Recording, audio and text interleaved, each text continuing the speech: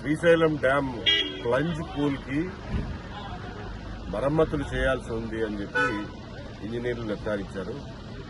National dam safety authority కూడా దీని మీద కన్సర్న్ వ్యక్తం చేసింది. అర్జెంటుగా రిపేర్లు టేకప్ చేయాలని చెప్పి అన్నది. దాదాపు 250-300 కోట్ల రూపాయలు దీనికి వ్యయమయ్యే అవకాశం ఉంది. దీనికోసం నిధులు త్వరగా సమీకరించుకుని ఈ నిర్మాణ కార్యక్రమాలు చేపట్టాల్సిన అవసరం ఎంతైనా ఉంది. ఎందువల్లంటే శ్రీశైలం అనేది మనకి రాష్ట్రం మొత్తానికి ఆయువు పట్టు లాంటిది. శ్రీశైలం డ్యామ్ సేఫ్టీకి మనం కాంప్రమైజ్ అయ్యే అవకాశం కానీ ఆ లగ్జరీ కానీ మనకు లేదు. కాబట్టి శ్రీశైలం డ్యామ్ సేఫ్టీ విషయంలో కావలసినటువంటి అన్ని జాగ్రత్తలు తీసుకోవాల్సిందిగా ప్రభుత్వానికి విజ్ఞప్తి చేస్తున్నాం. మన ఒప్పందాల ప్రకారం శ్రీశైలం మెయింటెనెన్స్ ఆంధ్రప్రదేశ్కి, నాగార్జున సాగర్ మెయింటెనెన్స్ తెలంగాణకి వచ్చాయి.